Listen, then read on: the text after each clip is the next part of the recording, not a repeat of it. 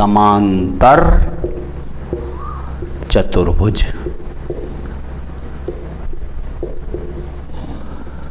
इसकी जो कंडीशन है, टू लाइन पेयर हों और दोनों ही लाइन पेयर पैरेलल हों, पैरेलल टू ईच अदर।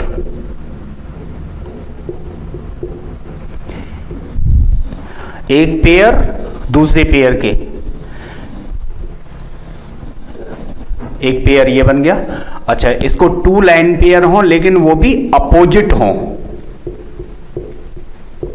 ठीक। अपोजिट लाइन पेयर, ये इसके, ये अपोजिट होगी, इसी तरह से ये इसके, ठीक है। तो ये इसके पैरेलल, ये इसके पैरेलल, इस तरह से बनी हुई figure that is the ABCD parallelogram होती है, पैरेललोग्राम होती है, समांतर चतुर्भुज होता है। तो समानांतर चतुर्भुज होने के लिए जो कंडीशन आ गई वो क्या आ गई कि मान के चलिए हम इसमें ही बात करें, AB पैरेलल होनी चाहिए DC के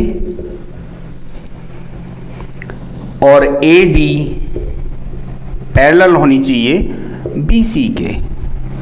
एक तो ये कंडीशन बहुत इंपॉर्टेंट कंडीशन आके पड़ गई यहां पे। दूसरा, ये पैरेलल होने के साथ साथ, पैरेलल होने के साथ साथ बराबर भी होनी चाहिए, ठीक है। ऐसे ये AD should be equal to BC, AD BC के बराबर हो तभी तो ये पैरेलल होंगे, वरना पैरेलल होने की बात खत्म हो जाएगी, ठीक। तो ये इस तरह से जो बनेगा वो आपका समानांतर चतुर्भुज होगा। दूसरे, जब ये समानांतर चतुर्भुज बन जाता है तो ये समानांतर चतुर्भुज ही अगली 3 फिगर में और डिवाइड हो जाता है, तो वो एक एक करके फिगर ले ले रहे हैं, उनके अलग अलग नाम हो जाएंगे, ठीक है।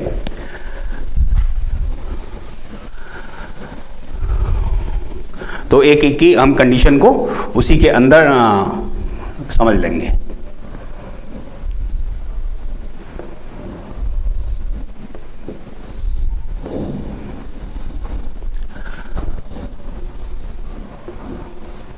ओके, चलिए देखते रहते हैं ऐसे।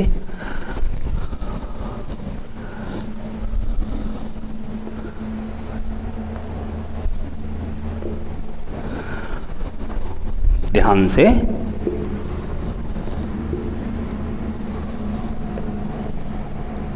आई थिंक यहां तक तो आ रहा होगा, हाँ जी, ठीक है। बाकी कंडीशंस फ्रेंड्स आगे हम देखते रहेंगे जो भी है। देखिए, पैरेललोग्राम के लिए ये पैरेललोग्राम बना समांतर चतुर्भुज,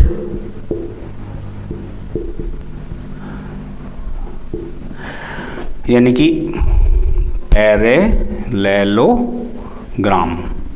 पैरेललोग्राम ये बना। तो इसके लिए क्या कंडीशन आगे पड़ी कि अगर इनको हम नाम दें ABCD, तो क्या होना चाहिए, AB पैरेलल होनी चाहिए DC के और AD पैरेलल होनी चाहिए BC के।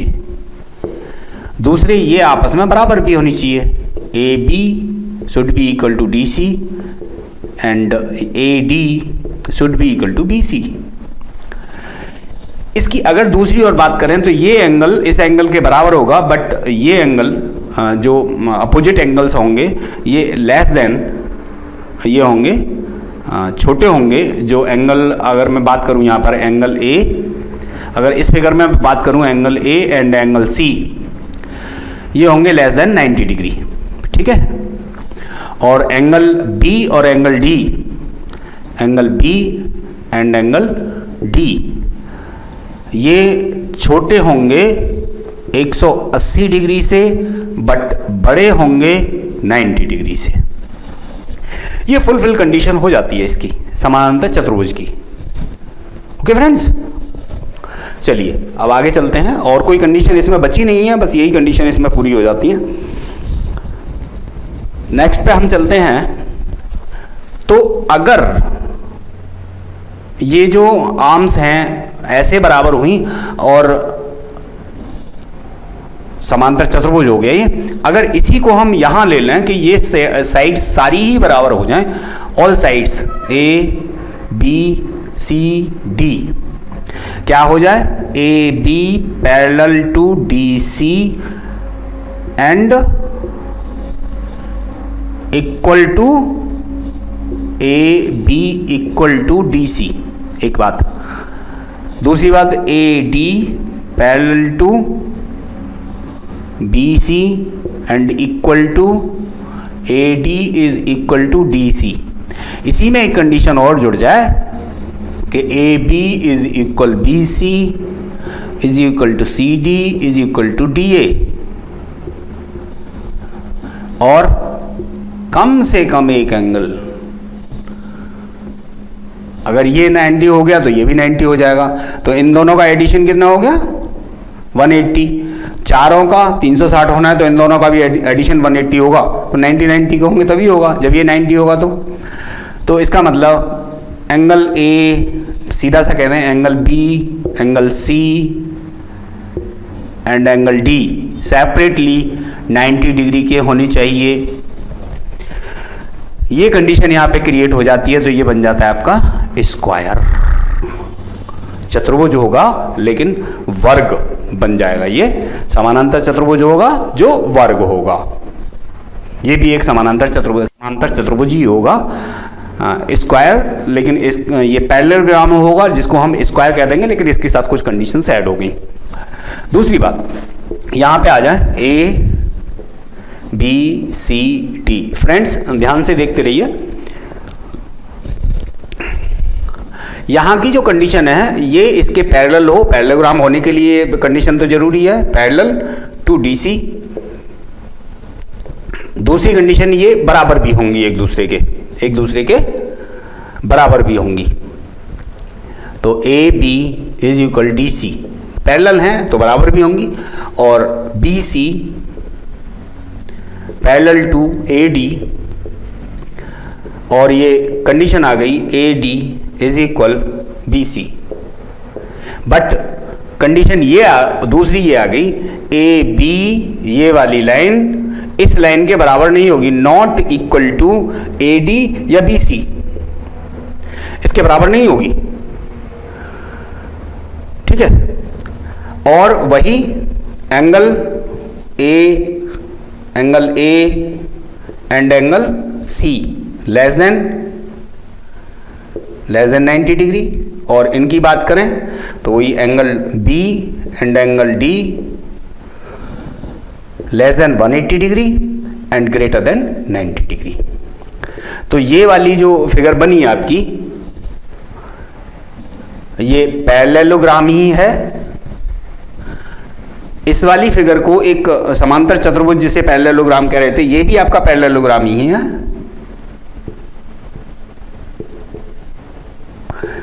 लेकिन इसके एक दूसरा नाम इसको दे दिया गया, जिसे इस वाली को इस कंडीशन पे, कौन कौन सी कंडीशन के ये बराबर तो होंगी, एक आमने सामने की भुजाएं बराबर होंगी, जो इसमें एक और कंडीशन आगे पड़ती है, ये बराबर होंगी और ये सारी लाइनें बराबर होंगी, सारी A B is equal C D is equal A B B C C D D ए।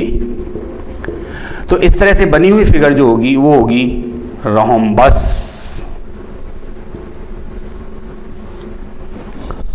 और इस रोम्बस को कहते हैं समचतुर्भुज। समचतुर्भुज।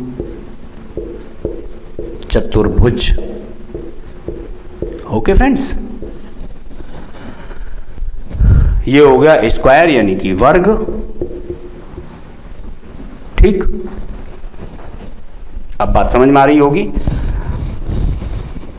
तो ये हो गया समांतर, और अब इसमें जब हम चलते हैं आगे, ठीक है, ये समांतर ही है, वो भी समांतर ही था, ये भी समांतरी चतुर्भुज, ये समांतर चतुर्भुज था, लेकिन कंडीशंस के साथ मिलकर के इसका नाम या समांतर से चेंज होकर के ये हो गया।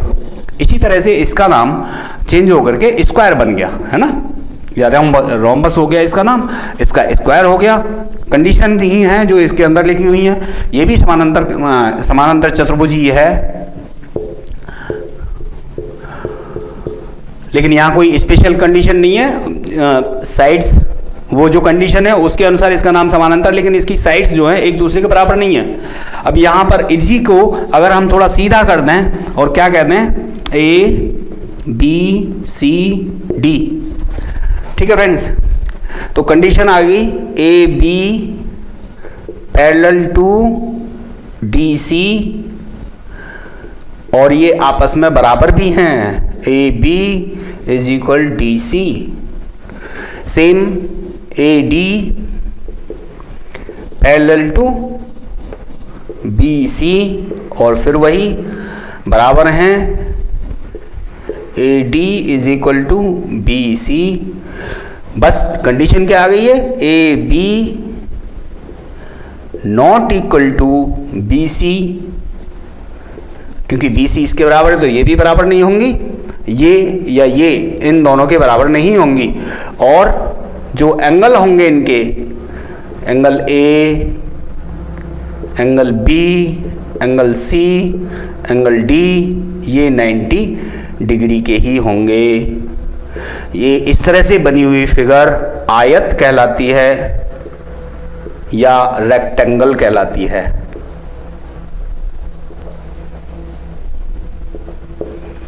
ठीक है ये पैरेललोग्राम ही, लेकिन ये रेक्टेंगल कहलाएगा। Okay friends.